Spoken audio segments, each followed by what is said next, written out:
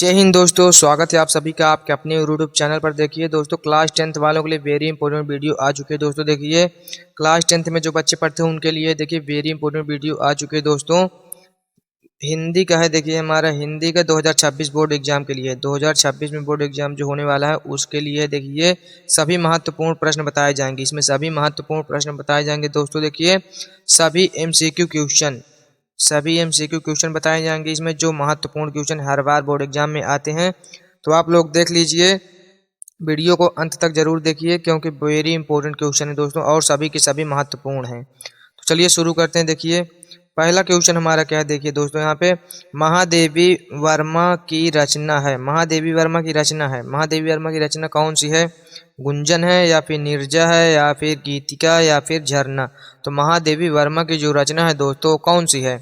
वो हमारी नीरजा है। तो हमारी ये वाली सही हो जाएगी, ये हमारी सही हो जाएगा। देखिए उसके बाद अगला क्वेश्चन आ जाता है हमारा। देखिए कठिन काव्य के प्रेत कहे जाते हैं। कठिन काव्य का प्रेत किसे कहा जाता है दोस्तों? केशव को या फिर भूषण को या फिर जायसी को या फिर घनानंद को? तो किसको कहा जाता है? कठिन काव्य का प्रेत जो कहा जाता है दोस्तों केशव दास को कहा जाता है। किसको कहा जाता है? केशव को। आप लोग याद कर लेना क्योंकि वेरी इंपॉर्टेंट क्वेश्चन है, वेरी इंपॉर्टेंट है। देखिए तो आप लोग याद कर लेना। उसके बाद अगला क्वेश्चन आ जाता है हमारा। देखिए तीसरा नंबर क्वेश्चन हमारा, दीप शिखा किसकी रचना है? दीप शिखा किसकी रचना है? मैथिली शरण गुप्त की या फिर निराला की या फिर अज्ञे की या फिर महादेवी वर्मा का? तो किसका है? देखिए दीप शिखा जो है वो महादेवी वर्मा की रचना है। किसकी है? महादेवी वर्मा की रचना है। तो हमारा ये वाला ऑप्शन करेक्ट हो जाएगा। देखिए उसके बाद देखिए अगला क्वेश्चन आ जाता है हमारा। 4 नंबर क्वेश्चन हमारा क्या कहता है। देखिए छायावाद के कवि हैं। छायावाद के कवि कौन हैं? कुंवर नारायण या फिर माखन लाल चतुर्वेदी या फिर जयशंकर प्रसाद या फिर अज्ञे जी? तो कौन इसमें देखिए छायावाद के जो कवि हैं वो कौन हो जाएंगे हमारे? आप लोग कमेंट करिए, आप लोगों को जो क्वेश्चन पता है आप लोग उसको कमेंट करके बताते रहिए। तो इसमें देखिए छायावाद के जो कवि हैं हमारे जयशंकर प्रसाद है। जयशंकर प्रसाद है। तो हमारा ये वाला ऑप्शन सही हो जाएगा। देखिए उसके बाद अगला क्वेश्चन हमारा आ जाता है। देखिए 5 नंबर क्वेश्चन क्या है? अनामिका के रचयिता कौन है? अनामिका के रचयिता कौन है? अनामिका के रचयिता कौन है? महादेवी वर्मा या फिर निराला या फिर सुमित्रा नंदन पंत या फिर अज्ञे? तो इसमें से कौन से हो जाएंगे? अनामिका के जो रचयिता है वो निराला जी हैं। कौन सही है? हो जाएंगे निराला। हमारे ये वाला ऑप्शन करेक्ट हो जाएगा। देखिए उसके बाद अगला क्वेश्चन आ जाता है हमारा। देखिए यहाँ पे अगला क्वेश्चन हमारा, देखिए 6 नंबर क्वेश्चन है। रीतिकाल के वीर रस, रीतिकाल के किस रस के वीर रस के प्रसिद्ध कवि हैं? कौन हो जाएंगे यहाँ पर? देखिए रीतिकाल के जो वीर रस के प्रसिद्ध कवि कौन है? वीर रस के कवि कौन है? घनानंद या फिर भूषण या फिर बिहारी लाल या फिर अज्ञे? तो इसमें से कौन सही हो जाएंगे? देखिए इसमें से हमारे सही हो जाएंगे देखिए भूषण जी। भूषण जी हमारे सही हो जाएंगे। हमारे वीर रस के प्रसिद्ध कवि हैं, वीर रस के। आप लोग याद कर लेना, वीर रस के प्रसिद्ध कवि हैं। उसके बाद अगला क्वेश्चन आ जाता है हमारे। देखिए 7 नंबर क्वेश्चन है, कौन सा कवि अष्टछाप का नहीं है? यहाँ पर देखिए ऐसे क्वेश्चन को आप लोग बहुत ध्यान से देखना। नहीं यहाँ पे पूछा है ना, बहुत से बच्चे शुरू पढ़ते हैं कौन सा कवि अष्टछाप के हैं, जल्दी जल्दी में पढ़ते हैं और टिक मार देते हैं। तो ऐसे में आप लोगों को गलत हो जाएगा। देखिए यहाँ पे आप लोगों को क्वेश्चन को पूरा पढ़ना है। देखिए यहाँ पे नहीं पूछा है तो कौन नहीं हो जाएगा? परमानंद या फिर नंददास या फिर नाभादास या फिर चतुर्भुजदास? तो इसमें से कौन नहीं है? देखिए इसमें से परमानंद दास जो है ये नहीं है हमारे अष्टछाप के लेखक। ठीक, ये अष्टछाप के कवि नहीं है ये। उसके बाद देखिए अगला क्वेश्चन आ जाता है हमारा। 8 नंबर प्रश्न है, द्विवेदी युग की लिखी गई रचना है। द्विवेदी युग की किस युग की पूछा गया है? द्विवेदी युग की लिखी गई कविता कौन है? यहाँ पर देखिए द्विवेदी युग की लिखी गई रचना तार सप्तक है या फिर कामायनी है या फिर गीतिका या फिर प्री प्रवास? तो द्विवेदी युग में प्री प्रवास लिखा गया है। यहाँ पर देखिए आप लोग याद करें, प्री प्रवास जो है ये द्विवेदी युग में लिखा गया है। किस युग में? द्विवेदी युग में लिखा गया है। तो हमारा ये प्री प्रवास वाला ऑप्शन सही हो जाएगा। उसके बाद देखिए अगला प्रश्न हमारा आ जाता है। देखिए 9 नंबर क्वेश्चन हमारा है। देखिए यहाँ पे चांद का मुंह टेढ़ा, चांद का मुंह टेढ़ा किस विधा की रचना है या किसकी रचना है पूछा गया है? किसकी रचना है? तो चांद का मुंह टेढ़ा किसकी रचना है? देखिए मुक्ति बोध की है या फिर अज्ञेय की या फिर भवानी प्रसाद मिश्र या फिर गिरजा कुमार माथुर। तो चांद का मुंह टेढ़ा किसकी है?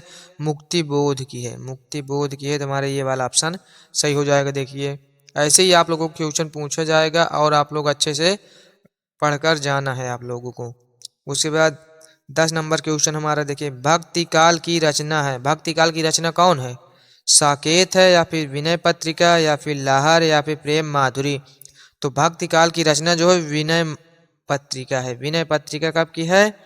भक्ति काल की है। यहाँ पर देख लेना भक्ति काल की है, तो ये सही हो जाएगा हमारा। उसके बाद अगला क्वेश्चन हमारा आ जाता है। देखिए अगला प्रश्न हमारा है, देखिए यहाँ पे 11 नंबर क्वेश्चन है, रीतिकाल। रीतिकाल की अन्य नाम है। रीतिकाल का अन्य नाम क्या है? रीतिकाल का दूसरा नाम जो पूछा जा सकता है तो क्या हो जाएगा यहाँ पे? स्वर्ण काल है या फिर श्रृंगार काल या फिर संक्रांति काल या फिर उद्भव काल। तो इसमें से श्रृंगार काल जो होगा ये वाला ऑप्शन हमारा सही हो जाएगा। देखिए रीतिकाल का अन्य नाम क्या हो जाएगा? श्रृंगार काल। तुम्हारा ये वाला ऑप्शन सही हो जाएगा। उसके बाद देखिए चलिए अगला आ जाता है हमारा। देखिए अगला क्वेश्चन क्या है, देखिए यहाँ पे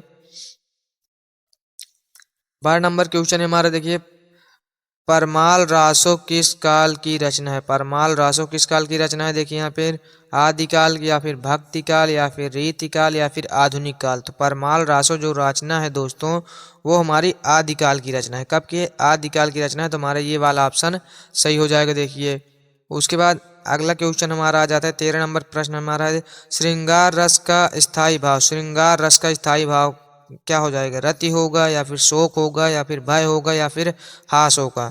तो इसमें हमारा हो जाएगा रति। श्रृंगार रस का हमारा रस होगा स्थायी भाव रति। तो हमारा ये वाला ऑप्शन सही हो जाएगा। उसके बाद देखिए 14 नंबर प्रश्न हमारा आ जाता है, विभाव के कितने भेद होते हैं? विभाव के कितने भेद होते हैं? 2 भेद या फिर 4 या फिर 6 या फिर 3। तो कितने होते हैं इसमें? विभाव के जो भेद होते हैं वो हमेशा आप लोगों को याद रखना है 2 भेद होते हैं। कितने भेद होते हैं? 2 भेद होते हैं। आप लोगों को याद कर लेना है अच्छे से। उसके बाद अगला क्वेश्चन हमारा देखिए, रस के कितने अंग होते हैं? रस के कितने अंग होते हैं? 2 अंग या फिर 4 अंग या फिर 6 या फिर 7 अंग। तो रस के हमेशा 4 अंग होते हैं। रस के हमेशा कितने अंग होते हैं? 4 अंग होते हैं। तो आप लोगों को याद कर लेना है 4। ऐसे भी लिखा रहेगा तो आप लोग कंफ्यूज मत होना, क्योंकि यहाँ पे हिंदी में लिखा है, यहाँ पे ऐसे भी लिख सकता है 2, 6, 4 और 7। तो आप लोगों को याद कर लेना 4 अंग होते हैं रस के। उसके बाद अगला क्वेश्चन आ जाता है हमारा। देखिए यहाँ पे 16 नंबर क्वेश्चन है, उपमा के कितने अंग होते हैं? उपमा के पूछा है तो उपमा के कितने अंग होते हैं? 4 अंग या फिर 5 अंग या फिर 2 अंग या फिर 8 अंग। तो कितने अंग होते हैं? उपमा के 4 अंग होते हैं हमारा। तो ये वाला ऑप्शन सही हो जाएगा। देखिए 4 अंग होते हैं, ये सही है हमारा ऑप्शन, ठीक है ना। उसके बाद देखिए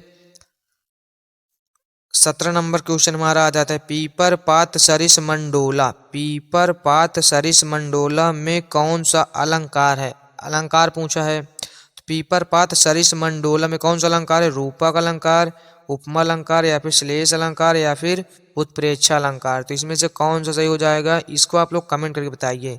कमेंट करके बताइए, जल्दी से आप लोग कमेंट करिए और बताइए। तो इसमें से देखिए हमारा हो जाएगा उपमा अलंकार। पीपर पात सरिस मंडोला में कौन सा अलंकार होगा? उपमा अलंकार हो जाएगा। ये वाला ऑप्शन हमारा सही हो जाएगा। उसके बाद अगला क्वेश्चन हमारा आ जाता है। देखिए अगला प्रश्न आ जाता है 18 नंबर हमारा। 18 नंबर क्वेश्चन, करुण रस का स्थायी भाव। करुण रस का स्थायी भाव क्या होगा? शोक या फिर हास या फिर भयानक या फिर क्रोध। तो करुण रस का स्थायी भाव हमारा होगा देखिए शोक। शोक हमारा ये वाला ऑप्शन सही हो जाएगा। देखिए करुण रस का स्थायी भाव देखिए शोक होगा। तो आप लोग अच्छे से याद कर लेना। और हास्य रस का स्थायी भाव हास होता है। हास्य रस का स्थायी भाव हमारा हास होता है, यानी कि ये होता है। तो आप लोग इसको भी याद कर लेना, क्योंकि ये भी बहुत पूछा जाता है क्वेश्चन, हास्य रस का स्थायी भाव।